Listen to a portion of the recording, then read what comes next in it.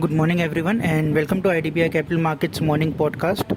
So, where we share our views for the index and markets overall. Yesterday, what we saw for Nifty is again one more day of a downfall, where we started on a negative note, marginally dipped below 16,000, and by the end of the day, we recovered a little bit and closed within a down gap of almost around or a cutoff around 0.45%.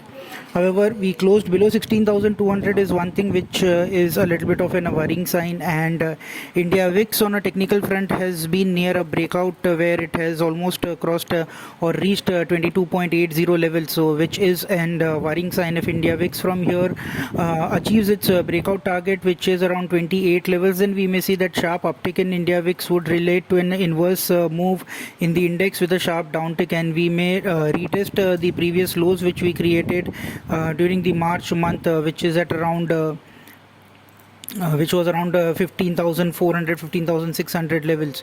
So that is one thing which it is a worry that if that happens, then that would be a little bit of a negative for the market. Overall, if we see, metals did see a good short covering rally, and it may continue to do so even today. So that is one sector one can be kept on radar.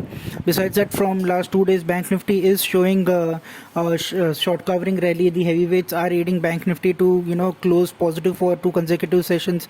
So that is one positive ray of hope that if Bank Nifty continues, it may spill over its positive effect on Nifty also. FIs, however, continue to be on the selling side, and they have been there as sellers for quite a long time, and DIIs though have been in support of the markets. Yesterday was no different story. What we saw is that FIs sold at around 3,000 odd crores and 3,609 crores, while as DIIs bought 4,181 crores in the cash market. In the FNO space also, index futures they sold worth 966 crores. There was buying in the stock futures segment worth 427 crores, but that was marginal because they have been sellers in the stock futures also from quite some time. So overall, the trend still remains negative. Today being the weekly derivative settlement, there is a possibility of some bounce coming in. 16,200 or 16,300 is the range where we see the derivative settlement to be happening. So that's it all from our end. As a standard disclosure, investments are subject to market risk, so please read the offer document carefully before investing, and thank you for tuning in.